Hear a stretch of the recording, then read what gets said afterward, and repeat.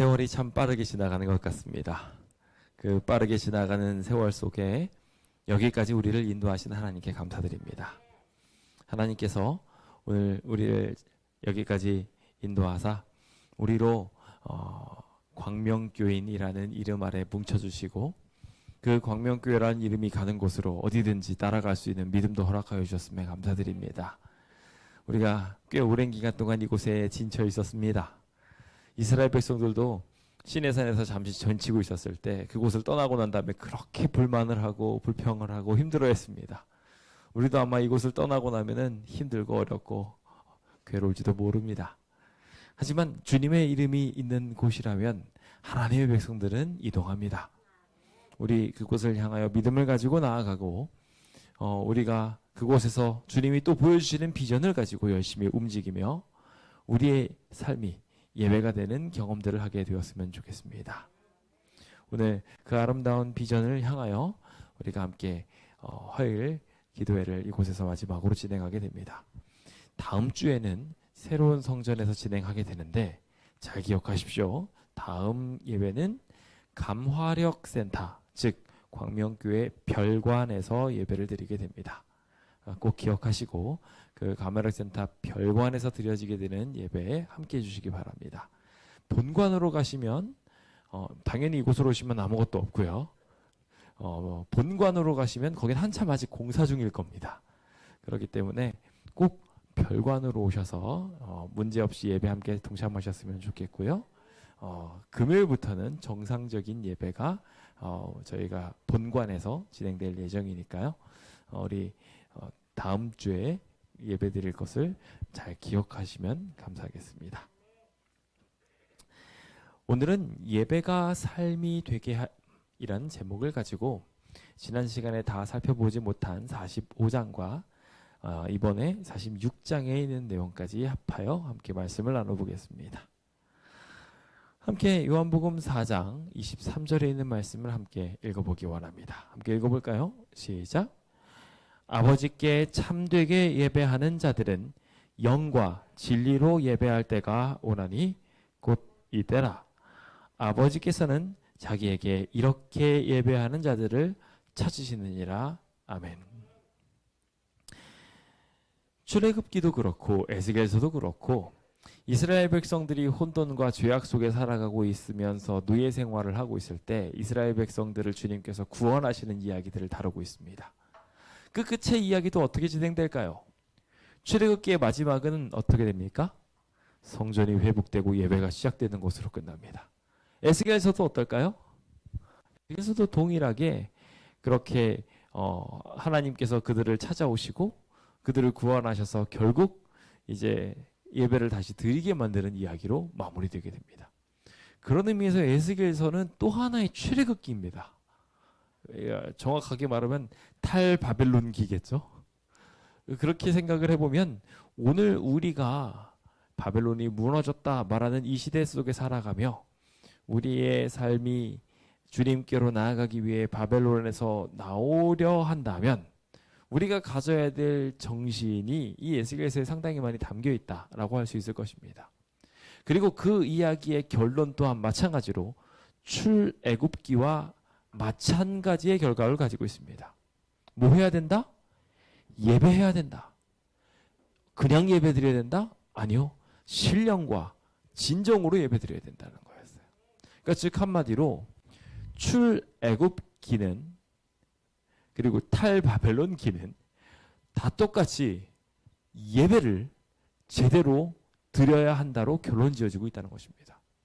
왜냐하면 예배가 결국 우리가 하늘에서 하게 될 일이며 구원의 전체이기 때문에 그렇습니다. 그래서 우리는 신령과 진정으로 제대로 예배할 때를 기다리고 있는 백성들로서 예수님께서도 말씀하시며 예수님이 구원하시기 위해 오신 바로 이때 우리를 위하여 십자가를 지기 위해 걸어가고 계신 바로 이때에 주목하며 주님이 우리와 함께 하신다고 주님이 우리를 구원하셨다고 노래 부르며 찬양하는 일들이 우리 삶에 일어나야 할 것입니다. 부디 그 아름다운 참된 예배가 우리의 교회에서도 일어나게 되기를 소망합니다. 때로는 환경의 변화가 신앙에 불을 붙이는 경우들이 있더군요. 그래서 저도 많이 고민을 했었습니다. 제가 여기 교회에 10년이나 있었는데 다른 목사님이 오시면 좀 더 뜨거운 불길이 타오르진 않을까. 다른 교회 옆에 있는 교회를 보면은 막 이제 물론 목회자가 가시면서 이렇게 바닥을 치기도 하지만 동시에 새로운 목사님이 오시면서 확 불타오르는 것들을 옆에서 제가 이제 10년 동안 봐보니까 우리 교회도 그런 게 필요한가 이런 생각을 하면서 저도 막 기도를 많이 했습니다. 그래서 하나님 뜻이시라면 하나님의 뜻대로 하십시오 하면서. 근데 하나님께서 계속 안 보내시더라고요. 재개발이 우선인 것 같더라고요. 그래서 하나님께서 이 성전 지키라고 저한테 계속해서 조금 더 열심히 해보렴 하면서 저한테 결국 한 12년쯤 채우게 하려는 것 같으십니다. 어쨌건 제가 얼마까지 이곳에서 더 봉사하게 될지 아무도 모르지만 제가 이곳에서 열심히 봉사하는 가운데 한 가지 목표로 삼고 싶은 게 있다면 예배가 회복되는 일입니다. 주님께서 이곳에서 정말 목표하셨던 것이 결국 예배 회복이었기 때문에 그렇습니다. 그래서 주님께서 처음 사역을 시작하셨을 때도 예배를 회복시키기 위해 성전을 정결하게 하시는 일부터 시작하셨고요. 그리고 마지막 십자가의 길을 걸으실 때도 제일 먼저 하신 일이 성전을 정결하게 하시는 일이었습니다. 예배가 예배답게 되는 일. 그리고 최종적으로 예수님께서 다 이루었다 하시는 일, 그 사역조차도 예배의 핵심인 번제단 사역이었습니다. 우리는 이 예배의 회복을 위하여 달려가는 에스겔서를 그동안 공부했습니다. 그러면서 죄를 버리고 악이 심판받고 그 심판받은 악들이 결과적으로 최종적으로 예배드리는 모습으로 회복되는 이야기가 다뤄지는 것이 이 에스겔서의 이야기라는 것을 보게 됩니다. 우리는 지난 시간들을 통하여 성전이 어떻게 생겼는지를 보았으며 이제 의식이 어떻게 회복되어져 가는지도 44장부터 펼쳐 살펴보게 되었습니다. 하나님의 임재로 인하여 변화된 예배의 모습들은 조금 새로워지기 시작했습니다. 과거에도 예배를 드렸을까요? 드렸습니다. 분명히 출애굽기의 예배 방법에 대해서 기록했고 그것을 더 자세하게 상세하게 풀어가면서 모세오경 속에 그 이야기를 다 녹아서 레위기, 민수기, 신명기들을 통하여 아주 상세하게 예배드리는 방법들을 말씀해 주셨습니다. 사실상 모세오경은 우리가 어떻게 예배를 드리며 삶 속에 어떻게 예배를 이끌어오느냐를 다루고 있는 책입니다. 근데 그 이야기가 이제 에스겔서에 들어와 가지고 다시 한번 주어지게 된 것입니다. 근데 그 이야기가 과거 모세오경의 이야기와 좀 차이가 있습니다. 예배를 드리는데 예배 방법에 있어서 조금 차이를 드러내요. 이 에스겔이 못 배워서 그랬을까요? 아닙니다. 그는 이 다 준비된 제사장이나 다름없었어요. 이제 제사장으로서 활동하기 직전에 끌려온 거였거든요. 그러니까 그는 머릿속에 이미 제사의 모든 부분에 대해서 다 알고 있었습니다. 그런데 이 모세오경과 다소 어긋난 하나님의 계시를 받고 전달하기 시작합니다. 이건 무슨 의미일까요? 이제 회복되어질 예배는 과거의 예배와 다른 좀 더 발전된 예배가 필요하다는 것을 암시하고 있었다는 것입니다.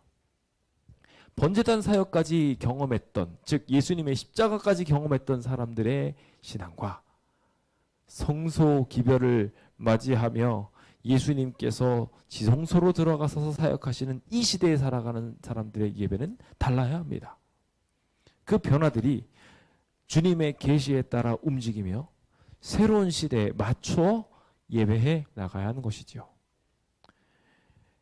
출애굽 시대를 경험했던 사람의 예배와 탈바벨론 시대를 경험하고 있는 이 백성들의 예배가 같을 수 없었던 것입니다. 받은 은혜와 이해한 하나님의 말씀이 깊이가 달랐기 때문에 그렇습니다. 이제 45장과 46장은 이 성전 예식이 회복되어지는 모습을 보여주기 시작합니다. 예전에는 성전이 동편에만 구멍이 뚫려 있었습니다. 그래서 모든 사람들은 동편으로 들어왔습니다. 그런데 이 백성들이 성소를 더럽혔습니다. 그래서 지난 시간에 공부한 것처럼 하나님께서 동편의 문을 통해서 입장하셨습니다. 동편의 문을 통해서 들어오시고 난 다음 그 동편문은 하나님의 거룩한 임재의 통로가 되어버리고 말았습니다. 그래서 이제는 동편으로 들어올 수 있어요, 없어요? 못 들어온다고 지난 시간에 이야기했죠. 막아버렸습니다. 동편으로 들어올 수 있는 사람은 왕밖에 없습니다. 왕만 하나님을 대표해서 들어오는데 그 들어오는 것도 오늘 공부하시다 보면 나오지만 외곽에 있는 동문은 통과해서 들어올 수 있는데 안뜰에 있는 동문은 들어올 수 없습니다. 바깥에서 그냥 예배를 드려야 했어요. 하나님의 임재가 더 지극히 크게 임했던 곳이기 때문에 왕은 동문으로만 들어왔다가 이제 안뜰 동문에서는 바라만 보게 되는 형태가 됩니다. 그러니까 이제는 문이 달라진 거예요. 예배 방법이 달라진 거예요. 하나님이 그들을 구원해 주시고 난 다음에 그 구원해 주신 백성들은 이제 남문과 북문으로 통과를 할 수 있습니다.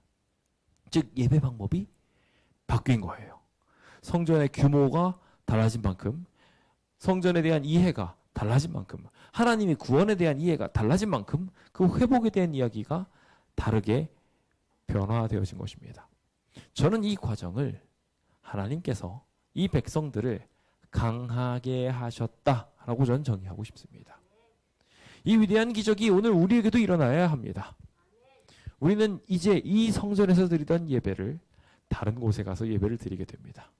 한 건물에서 조용히 드리던 예배를 이제는 예배를 드리고 나면 행진을 하면서 찬양을 하면서 이동을 해가지고 밥 먹는 자리로 이동을 해야 합니다. 그렇게 이동을 하면서 우리는 자연스럽게 전도도 하고 사람도 사귀고 이웃도 초청하는 그러한 일들을 해야 합니다. 더 깊숙이 봉사의 자세를 취해야 하며 그 봉사 활동들을 위한 다양한 전력들을 세워야 합니다.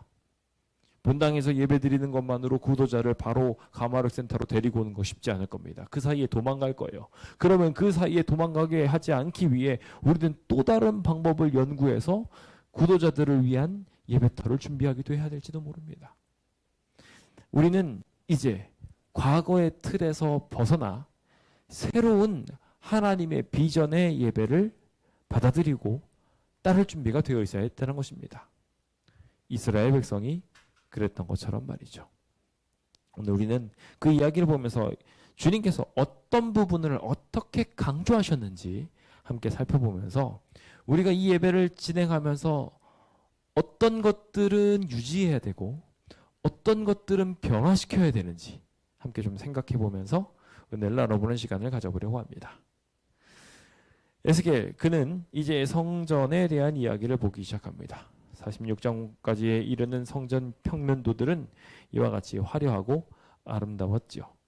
이 아름다운 장면들이 결과적으로 조금 다르게 과거의 성소의 모습이나 다윗이 지었던 솔로몬이 완성시켰던 그 성전의 모습과 어떻게 달랐는지 그 모든 것들은 우리가 좀 생각해 보면서 나아갈 필요가 있는 것 같습니다.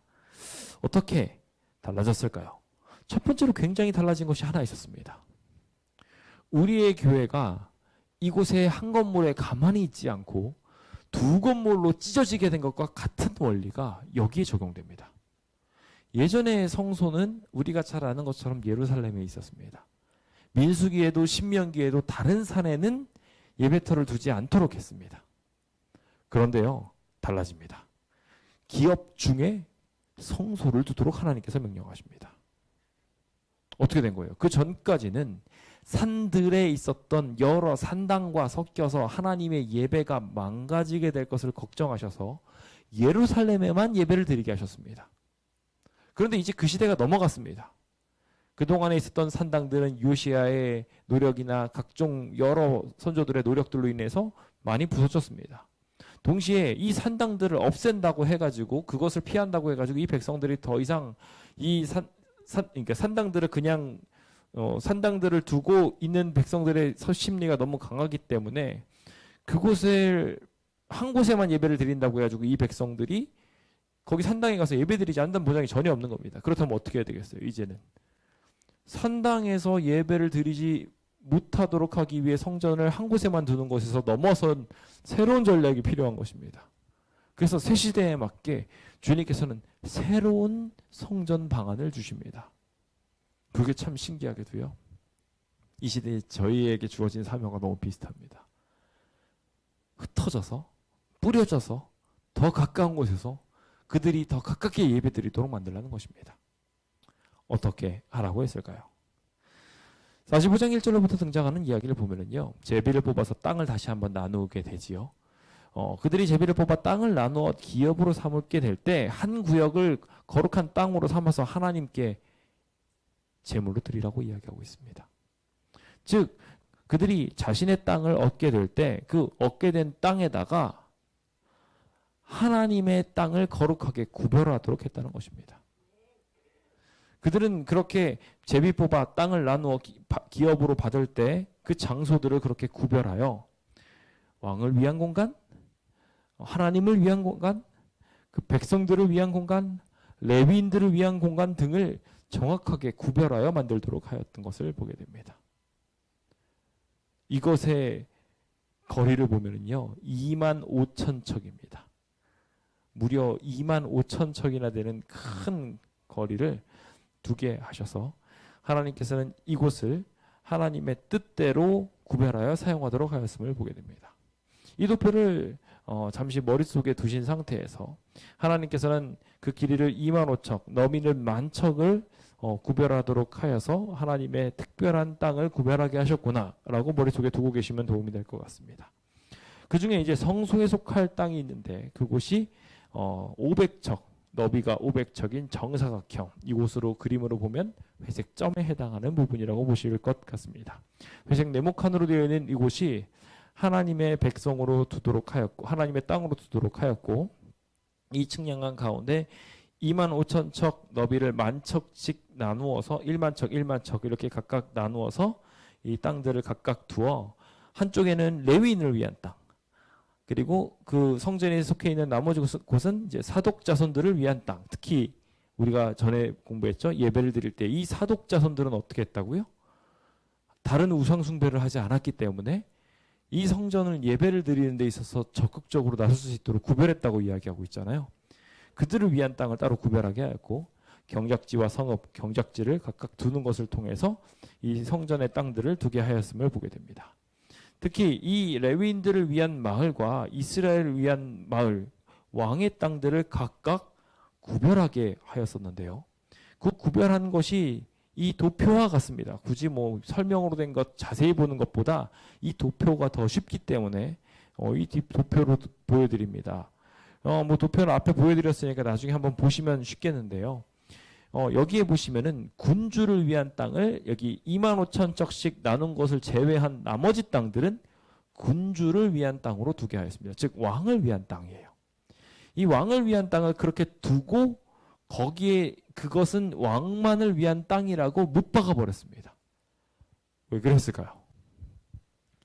만약에 왕이 이렇게 넉넉한 땅을 가지고 있으면 더 이상 이 백성들을 압제하지 않을 것이다 라고 이야기하며, 동시에 하나님께서는 왕한테도 이만큼 너한테 땅을 주니까 욕심 피워라 피우지 말아라 피우지 말아라 라고 이야기하면서 백성들을 속여 빼앗는 것을 그쳐라 라고 이야기하며 왕을 위한 땅을 딱 구별해버리고 나머지 땅들을 다 그렇게 돌리는 방법으로 확 땅에 대한 규제들을 바꾸게 되는 것을 보게 됩니다.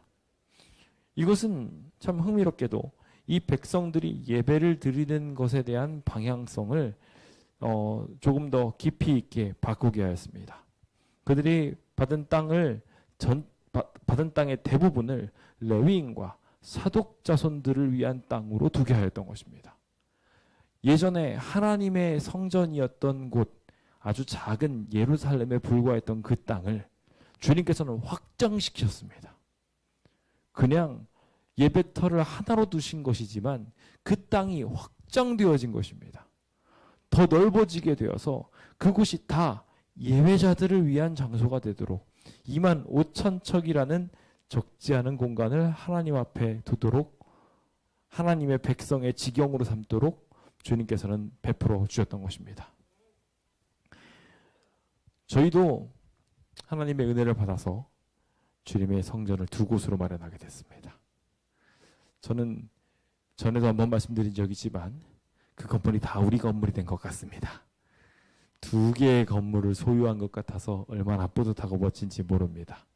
제가 오늘도 이사 관련된 일을 이야기하면서 이사 관련 업체가 이렇게 저희한테 오셨더라고요. 이사 관련 업체가 교회 건물이 2개씩이나 있네요? 라고 물어보더라고요. 그래서 예, 저희가 교회 2개가 있습니다. 라고 이야기하면서 아주 당당하게 말씀을 드렸습니다. 이 교회가 그렇게 컸나요? 이렇게 이야기를 하는데 결과적으로는 2개로 이렇게 2층만 들어간 건데도 불구하고 그분의 인식이 좀 달라진 것 같은 그런 느낌을 없지 않아 받았습니다. 저희의 지경은 어떻게 됐을까요? 이제 광명교회가 선교할 수 있는 땅은 더 넓어졌습니다. 예전에는 이 교회를 중심으로 이렇게 진행이 됐다면 이제는 우리의 주변이 교회 주변이 더 넓어졌습니다.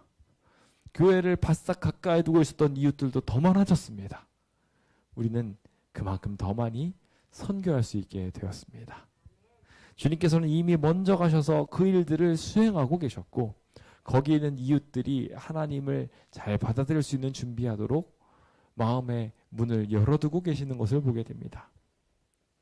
이제 우리가 주님이 명령하신 대로 나아가서 우리가 가진 지경을 더 넓히려고 한다면 하나님은 이 성전에 있는 기적들을 우리에게 펼쳐주셔서 사독제사장들을 위한 땅을 우리에게 25,000척을, 레위인들을 위한 땅을 25,000척을 주시면서 오늘 우리의 삶을 멋지게 만들어갈 수 있도록 만들어주시리라 생각합니다.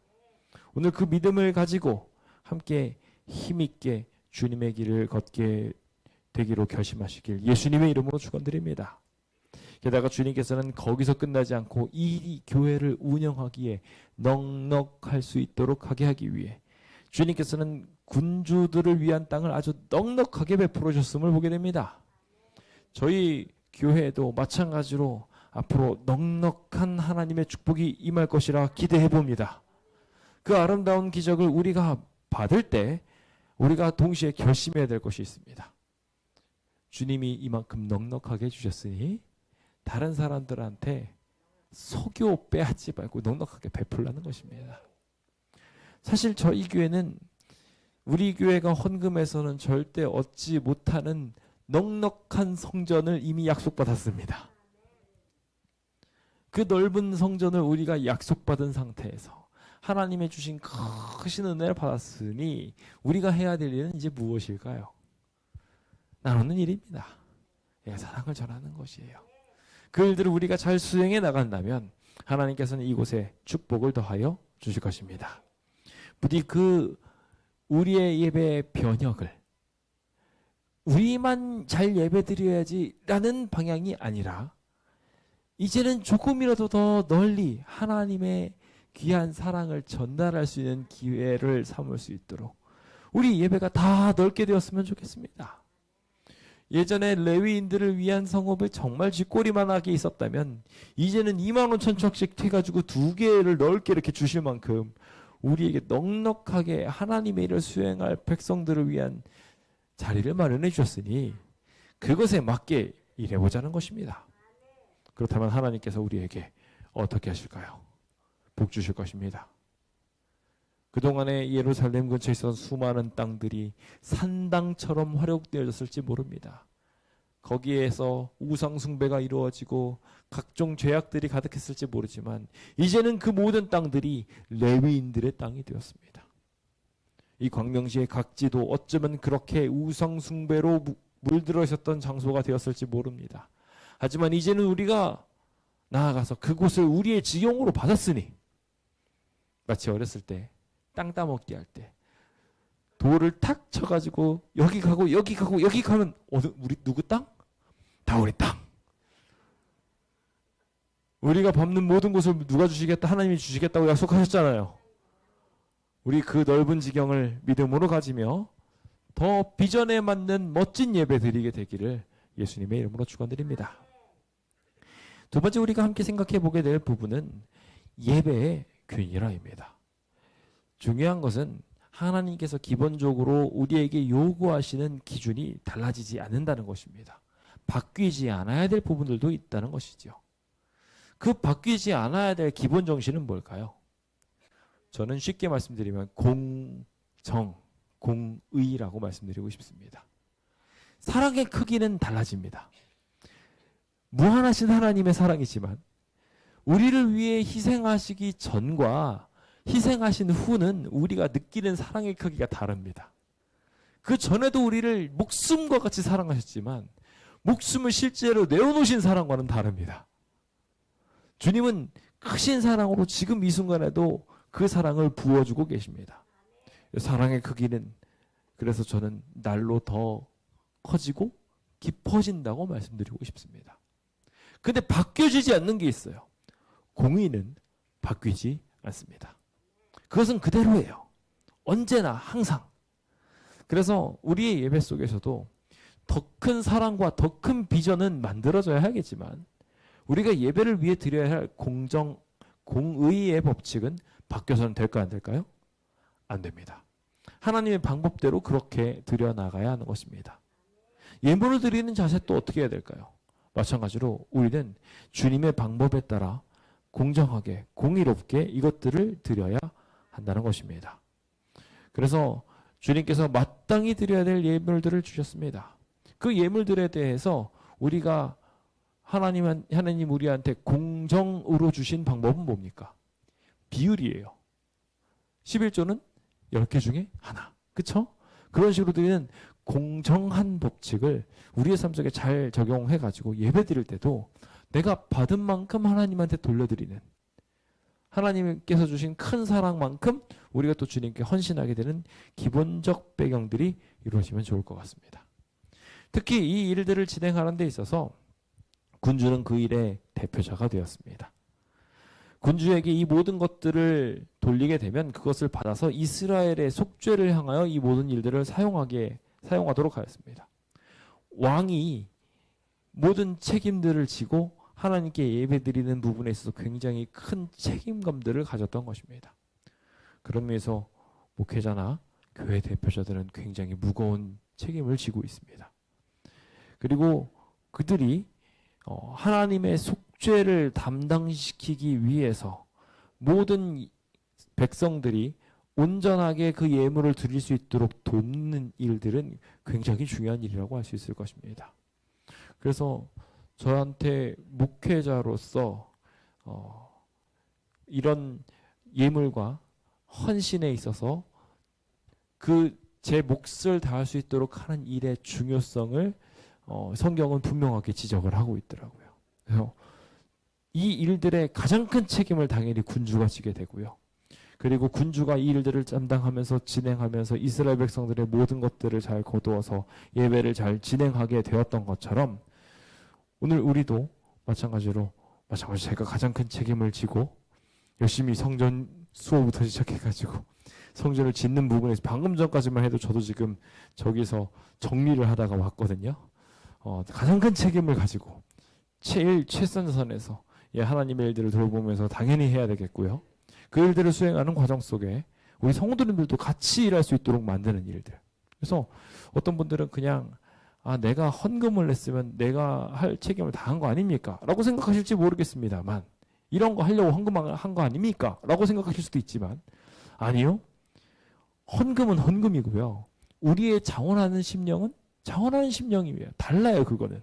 우리의 마음과 시간과 생각을 들여서 우리가 직접 몸으로 뛰는 것은 다르기 때문에 전문가도 훨씬 잘할 수 있지만 전문가가 더 잘하겠지만 우리 비전문가인 우리들이 적은 일이라도 함께하면서 하나님의 영광을 찾는 일들을 위해 함께 일하도록 만드는 일이 제게 주어진 일인 것 같습니다.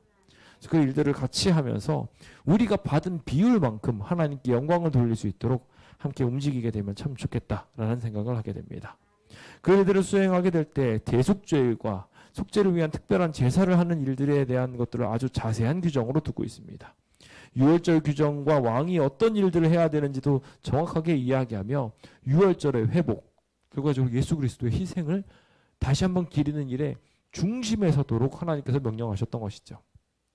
저도 그래서 십자가의 중요성, 십자가를 경험한 사람들의 기쁨을 느끼게 하는 부분에, 이게 장막절이죠.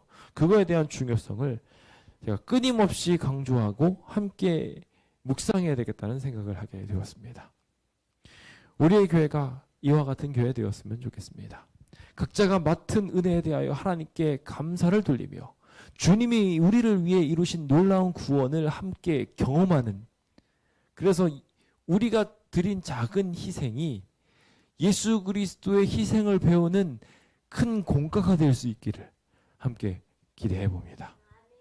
주님이 가지신 것만큼 우리에게 더 큰 사랑을 베푸사 목숨까지 내어주셨던 것처럼 우리도 주님이 주신 은혜에 맞춰 우리의 비율에 맞춰 하나님께 영광을 돌린다면 얼마나 좋을까요? 제가 늘 말씀드리지만 하늘에서는 가장 많이 섬기는 자가 가장 큰 자입니다. 하나님이 가장 큰 능력을 가지고 계시기 때문에 가장 많이 섬기시고 가장 많이 섬기시기 때문에 가장 큰 분이십니다. 우리도 그와 같이 우리가 받은 바에 대한 공의를 실행하며 그런 예배를 드리게 되었으면 좋겠습니다. 그것이 주님이 가시는 십자가의 길을 느끼는 길이며 감사의 길이 아닐까요?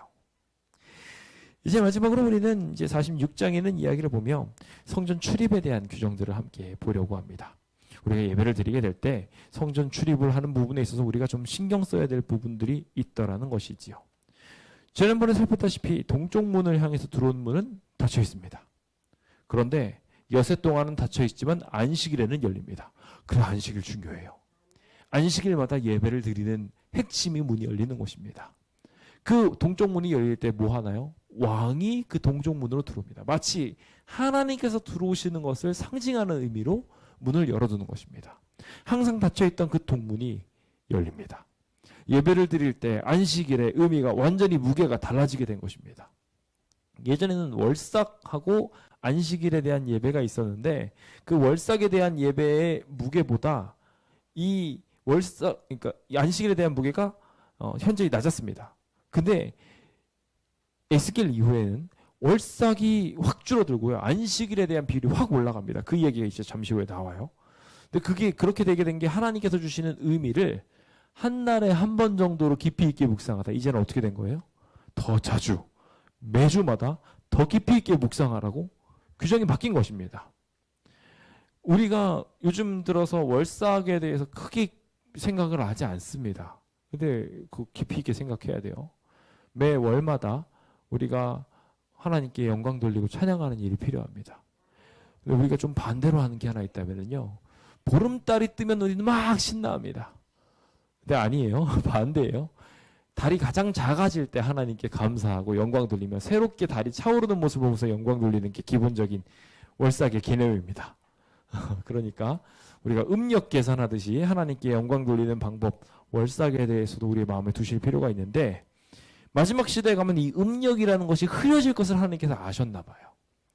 그래서 우리한테 더 강조하게 하신 게 있는데 월삭에 대한 개념이 좀 흐려진다 할지라도 뭐는 놓치지 말아라? 안식일은 놓치지 말아라. 우리가 예배를 가게 될 때 마찬가지로 그래서 중요하게 생각해야 될 것이 바로 안식일에 대한 개념이에요. 다른 건 몰라도 안식일만 되면 동문이 열립니다. 왕이 입장하며 그곳에서 함께 예배드리게 됩니다. 안식일에 대한 예물과 초하루에 대한 예물이 여기 이제 정리가 되게 되는데요. 민수기에서는 1년 되고 흠없는 순양을 이제 2마리 드리도록 했습니다. 안식일에. 그런데 이제 이 에스겔의 내용에서는 확 바뀌게 됩니다. 그래서 안식일에 드릴 때 흠없는 어린 양 6마리 그리고 흠없는 순양 1마리를 드리게 됩니다. 양이 완전히 달라져 버렸어요. 그래서 7마리를 하나님 앞에 드리도록 했습니다. 원래 2마리였었는데. 그쵸? 엄청나게 강조가 됐죠? 그리고 월삭에 대한 이야기를 보시면은, 민수기에서는 수송아지 2마리와 순양 1마리, 그리고 1년 되고 흠없는 순양 7마리를 드리도록 했어요. 그러니까 월삭이 엄청나게 강조됐던 거죠. 월삭이 될 때마다 엄청나게 제사를 많이 드리는데, 여기 초하루에서는 어떻게 합니까? 월삭에서는 흠없는 수송아지 1마리와 어린 양 6마리, 순양 1마리를 드리는 것으로 줄어들었습니다. 물론 마찬가지로 이때에도 더 신경 쓰면서 초하루 때마다 메달을 주신 것에 대하여 예배 드리는 것이 있었지만 상대적으로 안식일의 중요성이 커졌음을 볼 수 있게 됩니다. 저희가 이제 하나님의 은혜로 새롭게 예배를 드리게 될 장소로 가게 되면 주님을 더 자주 만나려고 한다는 것입니다. 여기 이렇게 강조가 더 자주의 초점을 두었던 것처럼 우리도 마찬가지로 그렇게 하나님께 예배를 드리는 출입에 더 신경을 써야 된다는 더 자주 주님을 만나려고 할 수 있어야 되고 더 가까이 주님을 모실 수 있도록 우리의 마음과 생각이 계획이 달라져야 되는 거예요. 하나님께서 그래서 그러셨는지 몰라도 굉장히 드나들기 편한 곳에 우리의 가마를 센터를 두셨어요. 그렇죠? 시도 때도 없이 이제 들락날락 할 수 있는 좋은 위치에 우리 장소를 두셨으니까요. 우리 기쁜 마음으로 자주 그곳을 다니며 주님 만나러 가게 되었으면 좋겠습니다. 근데 여기 드나들 때 중요한 한 가지가 더 있습니다. 동문은 이제 왕이 출입하면서 막혔잖아요. 그렇다면 우리는 어떻게 해야 될까요? 북문과 남문을 통해 가지고 들어다니는데 북문과 남문으로 다니게 될 때 중요한 한 가지 방법이 있었습니다. 성전에 들어올 때 동쪽으로 온 의미가 있었어요. 기억나시는지 모르겠는데요. 레위 자손들이 이 예배를 드리게 하기 위해서 동쪽 문만 열어두고 들어오게 하는데 그 들어올 때 뭐를 등지고? 태양을 등지고 하나님을 향해서만 들어간 방향이에요. 마찬가지로 그러다 보니까 이 이스라엘 백성들이 북문과 동문으로 통과하게 될 때 무언가를 등지고 오도록 하였어요. 그리고 등지고 돌아가는 방향으로 가지 않고 들어간 다음에 일직선으로 해서 만약에 남문으로 들어왔다면 북문으로 나가야 되고요. 북문으로 들어오면 남문으로 나가도록 하였어요. 주님께서 그렇게 상하를 통과시키게 하는 것을 통해서 이 백성들이 과거로 돌아가지 말고 직진만 하라고 주님의 뜻대로 나아가기만 하라고. 그래서 우리한테도 참 재밌게도요. 예배를 드리고 난 다음에 돌아가는 게 아니라 가마르 센터로 들어가도록 만드셨어요. 우리 새로운 예배에서 그런 멋진 모습들이 만들어지게 되었으면 좋겠습니다. 그 예배들의 예물들도 더욱 거룩해지게 되어서 성회 때 드려지게 될 예배와 제사들이 더욱 충만해졌으면 좋겠고요. 그곳에서 하나님께 드리는 많은 일것들을 주님께 구별해 드리면서 영광 돌리게 되었으면 좋겠습니다. 잠깐 삽입장처럼 군주의 기업에 대한 이야기가 나오면서 백성의 산업보호를 이야기하는 이야기가 나오는데 이 이야기는 좌우에 있는 이야기를 잇는 중요한 이야기 중에 하나입니다. 왕이 그 제사를 드림에 있어서 백성들의 영역을 침범하지 않도록 왕의 것은 왕에게 돌아가도록 하는 규정을 하나 두신 거예요. 그래서 왕이 종한테 무언가를 물려준다 할지라도 다시 희년이 되면 돌아오도록 한 것입니다. 그래서 왕의 기업이 보호받도록 했어요. 그래서 왕의 책임은 끝까지 왕이 지고 왕이 다른 사람의 것을 갈취하지 않도록 만든 것이죠.